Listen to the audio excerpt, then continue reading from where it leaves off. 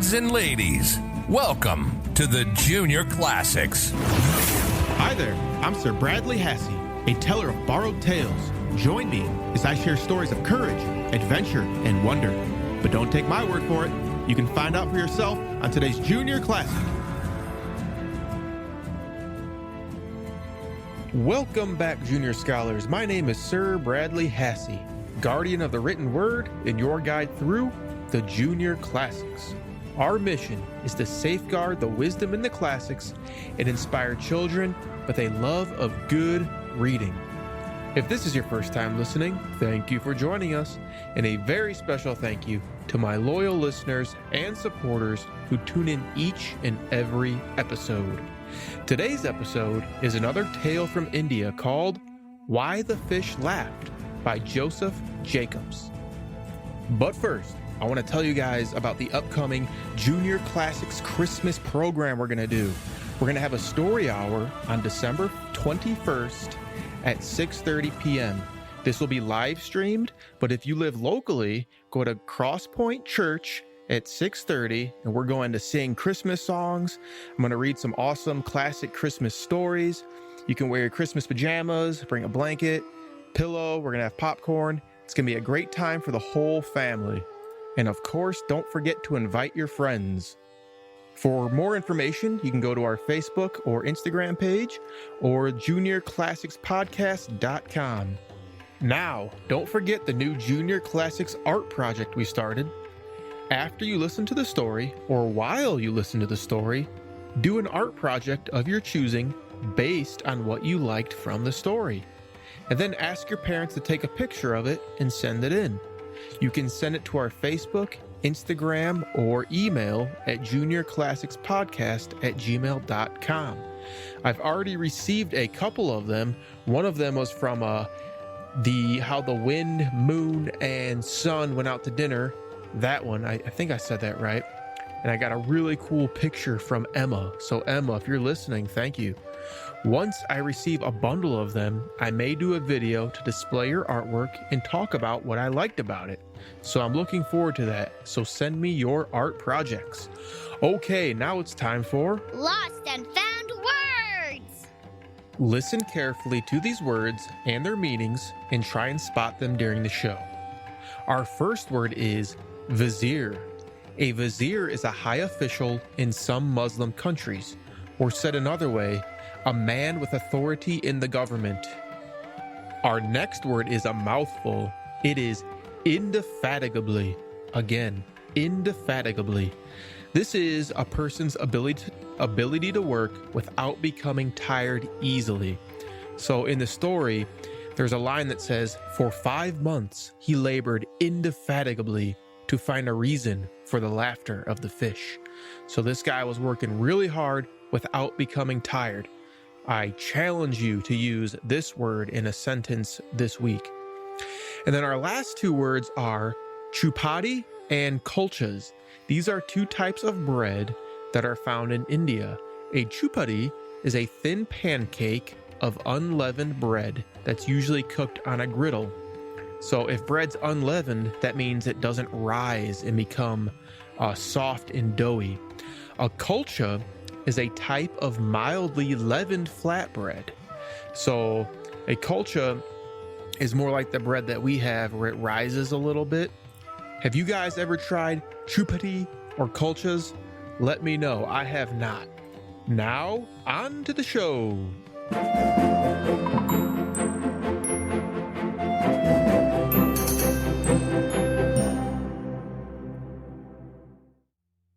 Why the Fish Laughed by Joseph Jacobs. As a certain fisherwoman passed by a palace crying her fish, the queen appeared at one of the windows and beckoned her to come near and show what she had. At that moment, a very big fish jumped about in the bottom of the basket. Is it a he or a she? I wish to purchase a she-fish. On hearing this, the fish laughed aloud. It's a he-fish, replied the fisherwoman, and proceeded on her rounds. The queen returned to her room in a great rage, and on coming to see her in the evening, the king noticed that something had disturbed her. "Are you indisposed?" No, but I am very much annoyed at the strange behavior of a fish. A woman brought me one today, and on my inquiring whether it was a male or female, the fish laughed most rudely. "A fish laugh? Impossible! You must be dreaming." I am not a fool. I speak of what I have seen with my own eyes and heard with my own ears. "Passing strange. Be it so. I will inquire concerning it." On the morrow, the king repeated to his vizier what his wife had told him, and bade him investigate the matter, and be ready with a satisfactory answer within 6 months, on pain of death. The vizier promised to do his best, though he felt almost certain of failure. For 5 months he labored indefatigably to find a reason for the laughter of the fish.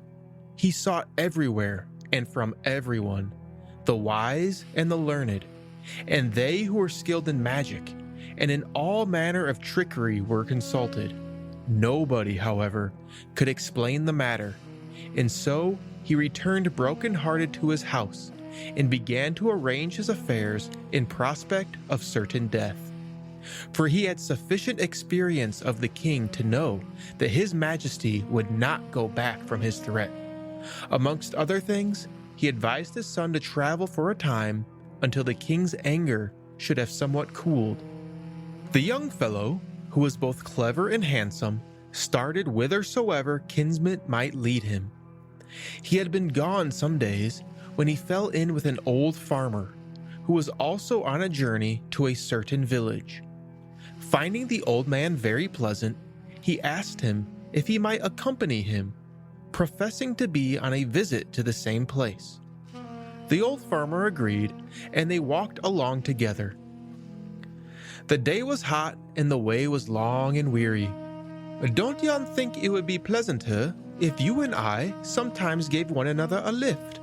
What a fool the man is, thought the old farmer. Presently they passed through a field of corn ready for the sickle, and looking like a sea of gold as it waved to and fro in the breeze. "Is this eaten or not?" said the young man. Not understanding his meaning, the old man replied, "I don't know." After a little while, the two travelers arrived at a big village, where the young man gave his companion a clasp knife and said, "Take this, friend, and get 2 horses with it, but mind and bring it back, for it is very precious." The old man, looking half amused and half angry, pushed back the knife, muttering something to the effect that his friend was either a fool himself or else trying to play the fool with him. The young man pretended not to notice his reply, and remained almost silent till they reached the city, a short distance outside which was the old farmer's house. They walked about the bazaar and went to the mosque, but nobody saluted them or invited them to come in and rest. "What a large cemetery!" What does the man mean calling this largely populated city a cemetery? thought the farmer. On leaving the city, their way led through a cemetery where a few people were praying beside a grave and distributing chupatis and kulchas to passerbys in the name of their beloved dead. They beckoned to the 2 travelers and gave them as much as they would. "What a splendid city this is," said the young man. Now the man must surely be demented. I wonder what he'll do next. He'll be calling the land water and the water land, and be speaking of light where there is darkness and darkness where it is light, thought the farmer. However, he kept his thoughts to himself. Presently, they had to wade through a stream that ran along the edge of the cemetery. The water was rather deep, so the old farmer took off his shoes and pajamas and crossed over. But the young man waded through it with his shoes and pajamas on. Well, I never did see such a perfect fool, both in word and in deed, said the old man to himself. However, he liked the fellow, and thinking that he would amuse his wife and daughter, he invited him to come and stay at his house as long as he had occasion to remain in the village. Thank you very much. But let me first inquire, if you please, whether the beam of your house is strong." The old farmer left him in despair and entered his house laughing. "There's a man in yonder field. He has come the greater part of the way with me, and I wanted him to put up here as long as he had to stay in this village. But the fellow is such a fool that I cannot make anything out of him. He wants to know if the beam of this house is all right. The man must be mad." And saying this, he burst into a fit of laughter. "Father, this man, whosoever he is no fool as you deem him. He only wishes to know if you can afford to entertain him," said the farmer's daughter, who was a very sharp and wise girl. "Oh, of course, I see. Well, perhaps you can help me to solve some of his other mysteries. While we were walking together, he asked whether he should carry me or I should carry him, as he thought that would be a pleasanter mode of proceeding." "Most assuredly. He meant that one of you should tell a story to beguile the time." "Oh, yes. Well, we were passing through a cornfield when he asked me whether it was eaten or not." "Didn't you know the meaning of this, Father? He simply wished to know if the man was in debt or not, because if the owner of the field was in debt, then the produce of the field was as good as eaten to him. That is, it would have to go to his creditors." Yes, of course. Then, on entering a certain village, he bade me take his clasp knife and get 2 horses with it, and bring back the knife again to him. "Are not 2 stout sticks as good as 2 horses for helping one along the road? He only asks you to cut a couple of sticks and be careful not to lose his knife." I see. While we were walking over the city, we did not see anybody that we knew. Not a soul gave us a scrap of anything to eat till we were passing the cemetery. There, some people called to us and put into our hands some chew patties and some culches. So my companion called the city a cemetery and the cemetery a city. "This is also to be understood, Father, if one thinks of the city as the place where everything is to be obtained, and of inhospitable people as worse than the dead.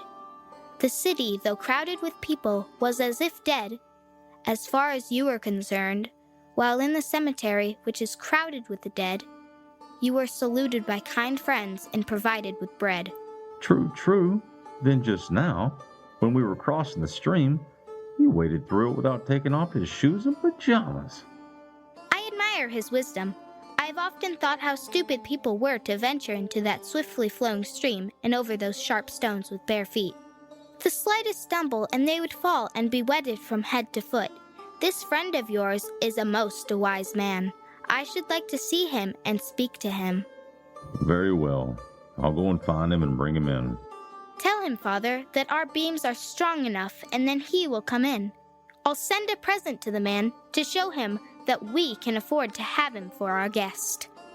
Accordingly, she called a servant and sent him to the young man with a present of a basin of ghee, 12 chupatis, and a jar of milk, and the following message.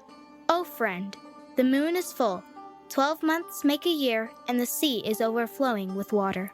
Halfway, the bearer of this present and message met his little son, who, seeing what was in the basket, begged his father to give him some of the food. His father foolishly complied. Presently, he saw the young man and gave him the rest of the present and the message. "Give your mistress my salam, and tell her that the moon is new, and that I can only find 11 months in the year, and the sea is by no means full." Not understanding the meaning of these words, the servant repeated them word for word, as he had heard them to his mistress, and thus his theft was discovered, and he was severely punished. After a little while, the young man appeared with the old farmer. Great attention was shown to him, and he was treated in every way as if he were the son of a great man, although his humble host knew nothing of his origin. At length, he told them everything about the laughing of the fish, his father's threatened execution, and his own banishment, and asked their advice as to what he should do. The laughing of the fish, which seems to have been the cause of all this trouble, indicates that there is a man in the palace who's plotting against the king's life. Joy! Joy! There is yet time for me to return and save my father from an ignominious and unjust death, and the king from danger." The following day, he hastened back to his own country, taking with him the farmer's daughter. Immediately on arrival, he ran to the palace and informed his father of what he had heard. The poor vizier, now almost dead from the expectation of death, was at once carried to the king, to whom he repeated the news that his son had just brought. "Never," said the king. "But it must be so, your majesty.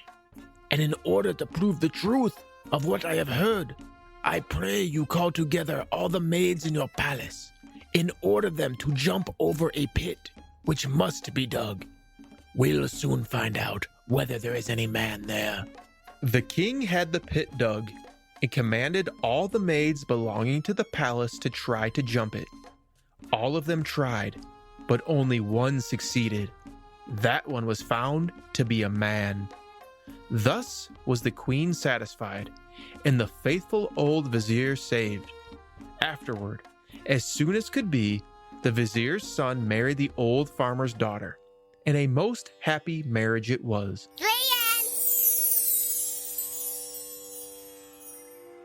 Hey guys, I hope you enjoyed that story. You know, usually I leave you with a lesson, but I'm going to do something else today. This week is exactly 1 year since I started the Junior Classics podcast, and what a year it has been.